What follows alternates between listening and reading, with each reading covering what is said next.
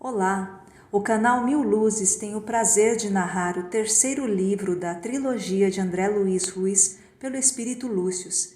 Este livro falará sobre o período de transição da Terra, que deixará de ser um planeta de provas e expiações e por isso não poderá mais abrigar espíritos que não desejem o crescimento espiritual. No capítulo 9, Jerônimo e Adelino voltam ao núcleo de trabalhos espirituais para prosseguirem nas novas observações instrutivas.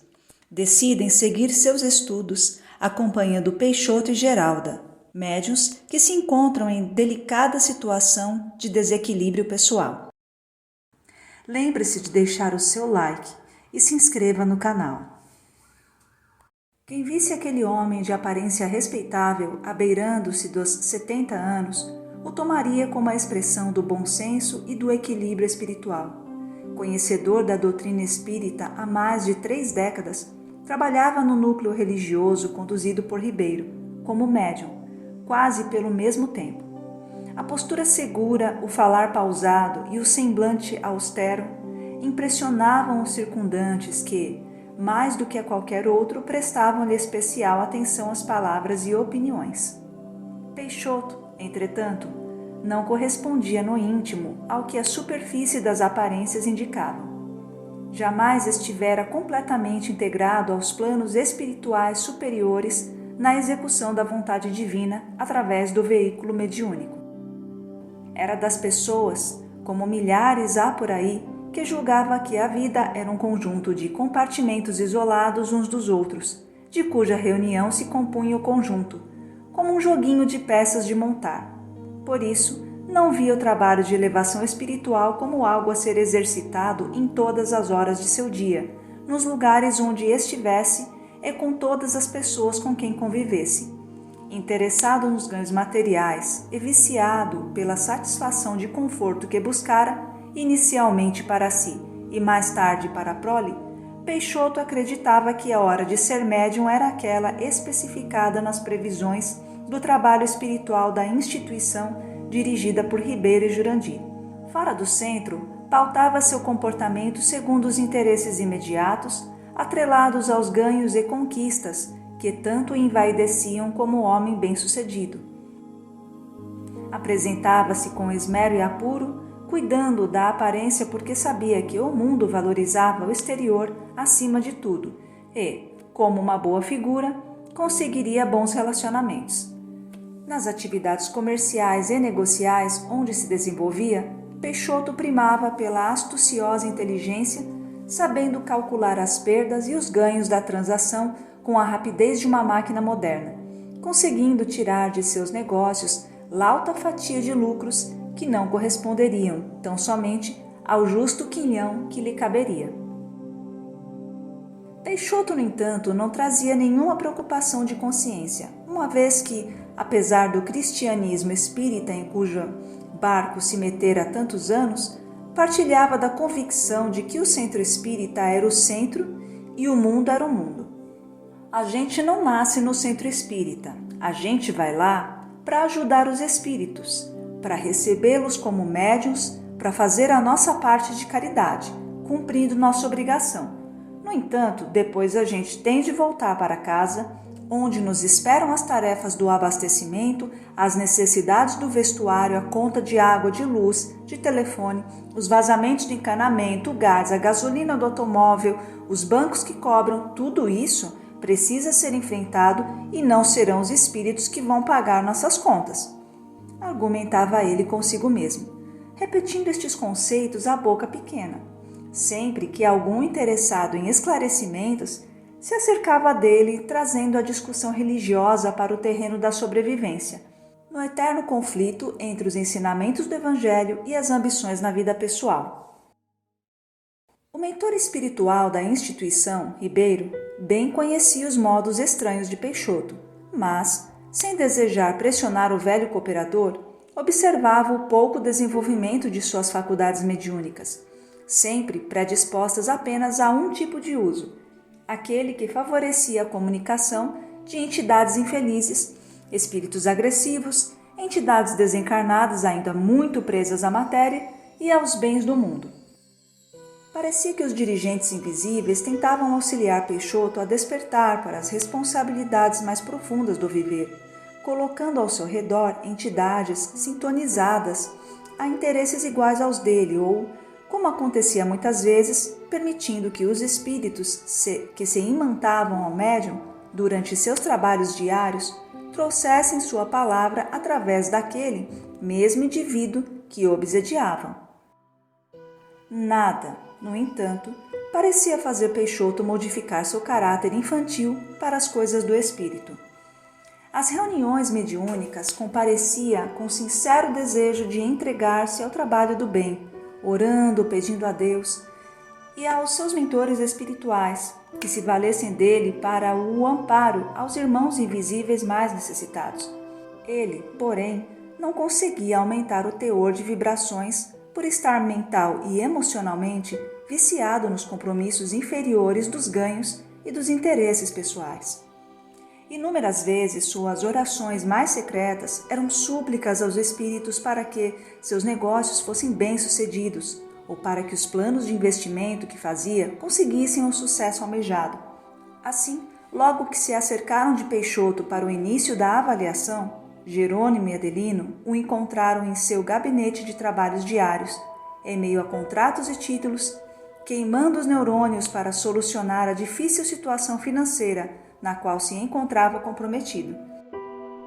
Precisava fazer frente a um problema financeiro decorrente de um mal-sucedido investimento. Como Peixoto não se mantinha vigilante o tempo todo, as proteções espirituais dos mentores amigos não lhe podiam ser eficientes fora dos estreitos limites do horário de trabalho espiritual na instituição espírita que frequentava. Fora do centro, o esperavam as entidades inferiores em sintonia com suas volúpias lucrativas, tanto quanto os seus adversários, que, conhecendo-lhe o caráter tíbio e interesseiro, conspiravam para levar à miséria, recolhendo o efeito doloroso dos inúmeros ganhos ilícitos conseguidos sobre a ingenuidade ou a menor astúcia de outros homens, prejudicados em seus interesses econômicos e empobrecidos pelas perdas que sofreram. Espíritos que se indignavam com a conduta de Peixoto ao ferir ou tomar o patrimônio e as esperanças de outros se irmanavam para fazerem-no perder tudo o que conseguira amealhar, valendo-se dessa perigosa estratégia negocial. E como Peixoto era fácil de ser estimulado aos voos ambiciosos, haviam-se unido tais entidades para criar em seus pensamentos as ilusões vantajosas de lucros exorbitantes em negócio aparentemente sem riscos, mas que, em verdade, corresponderiam a um profundo golpe em suas finanças, aproximando-o da definitiva ruína. As alterações do cenário econômico, as modificações do panorama favorável, a supressão de facilidades financeiras com o fim de incentivos oficiais combinaram repentinamente para que o empresário se visse da noite para a manhã transformado em um devedor com dificuldades para saldar o montante dos prejuízos. Peixoto conhecia todo aquele cenário trevoso e por isso estava envolto em papéis, buscando organizar uma nova estratégia para sair do apuro. Não posso parecer desesperado, pensava ele consigo mesmo. Nada pode transparecer que estou nesta situação, porque se isso for descoberto, ninguém será capaz de me emprestar. Preciso captar recursos urgentemente, sem os quais a falência será inexorável. Acompanhando seus pensamentos, Jerônimo e Adelino observavam, como aprendizes da escola da vida, o mecanismo de comportamento que os homens utilizam para, com as desculpas da necessidade, mais e mais se afundarem no pântano dos compromissos morais. Vou falar com o Vieira. Ele é muito bem relacionado e me deve alguns favores. Afinal, eu o levei ao centro espírita quando estava com problemas. Depois que melhorou, o safado nunca mais apareceu, mas, como sempre me diz, tem uma dívida comigo. Quem sabe não está na hora de me honrar, pagando-me o favor que lhe fiz. Isso mesmo, vou visitá-lo. Certamente saberá me encaminhar as fontes de dinheiro que tanto necessito, isso se ele próprio não estiver disposto a me ajudar, devolvendo-me a gentileza. Tenho também o Alceu. Sei que ele está passando por problemas familiares com a iminente separação da esposa. Cheio de dinheiro a não ter mais onde guardar. Está numa disputa financeira com a mulher, que o deseja ver infelicitado com a perda da metade de seu patrimônio num processo de separação judicial. Ele me havia pedido um conselho, e nessa circunstância será muito interessante que eu o leve pessoalmente aos trabalhos no centro espírita. Desse jeito, receberá o apoio dos amigos invisíveis que o atenderão em suas necessidades. Vai ficar me devendo um favor e grato por lhe ter emprestado solidariedade. Certamente se inclinará a me auxiliar neste trânsito difícil. Em nenhum momento se observava nele a percepção da consciência, que lhe falava da impropriedade de negociar com as coisas de Deus. Nem o que aprendera no cristianismo espírita era suficiente para frear-lhe os impulsos mercantilistas de mesclar Jesus com as vantagens do mundo. Vendo seu estado de desequilíbrio, Jerônimo, apoiado pelo amigo Adelino, aproximou-se do médium invigilante e, impondo-lhe as mãos sobre a fronte, transmitiu-lhe uma carga de energias calmantes, ao mesmo tempo em que Adelino lhe falava suavemente ao ouvido espiritual aguçado: Peixoto, por que você não ora, meu filho? A energia de Jerônimo, somada à intuição de Adelino, recaíram sobre o pobre homem como luz que se projeta no abismo. Envolvido por tais eflúvios, Peixoto recostou-se na cadeira, como que tocado por uma ideia diferente, que lhe surgisse de dentro de si mesmo. Parecia que ele próprio estava pensando: orar, orar, repetindo para si mesmo a intuição recebida, sem imaginar que se tratava em verdade da sugestão nascida de amigos invisíveis que tentavam alertá-lo amorosamente para que procurasse outra maneira de agir. Ao mesmo tempo, entidades inferiores que se colavam no seu psiquismo envolvendo-o e que não percebiam a intercessão superior, notando o pensamento diferente a brotar de seu cérebro, alvoroçando-se no intuito de desacreditar a sugestão do bem. Que oração que nada! Se a oração resolvesse, você não estaria nessa situação. Afinal, não é você que vai ao tal centro espírita 2 vezes por semana orar? E onde estavam seus anjos que não o alertaram sobre os perigos do negócio, nem impediram que você concretizasse tão estapafúrdio investimento? Deixa de besteiras, homem. Você mesmo fala que reza é no centro espírita e negócio é no mundo. Deus não vai fazer chover dinheiro na sua conta, como fez cair o maná do céu para os hebreus no deserto. Eram pedradas vibratórias que repercutiam na acústica de Peixoto, combatendo em sua mente invigilante as sugestões amorosas do bem. Deus é o mais rico de todos os banqueiros, Peixoto. Continuava falando Adelino. Por que não recorrer à sua ajuda, ao seu conselho sábio? Não que o dinheiro que você necessita venha a surgir à sua frente. No entanto, a ajuda divina chegará por outros caminhos, dando-lhe forças para não errar mais, amparando seus esforços para diminuir os prejuízos, ajudando-o a sanar suas finanças sem causar maiores danos aos outros. As advertências espirituais traziam-lhe a noção da responsabilidade de quem administra um patrimônio divino e que por isso precisa despertar para o mundo da verdade. Chega sempre o dia em que as ilusões acabam, os sonhos quebram os espelhos da mentira, e cada um deve aprender a crescer por si próprio.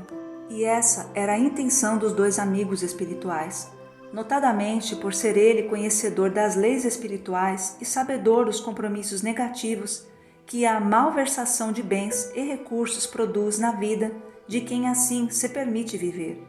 Nada do que Adelino sugeria, entretanto, era o que Peixoto estava buscando encontrar. Você precisa mesmo de um amigão que o ajude com dinheiro.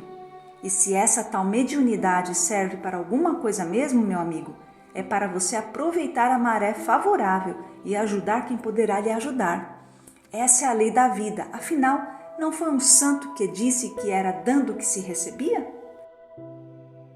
A ação das entidades inferiores reforçava em Peixoto os hábitos de negociante, que carregava no espírito o constante interesse de obter alguma vantagem de tudo o que fazia.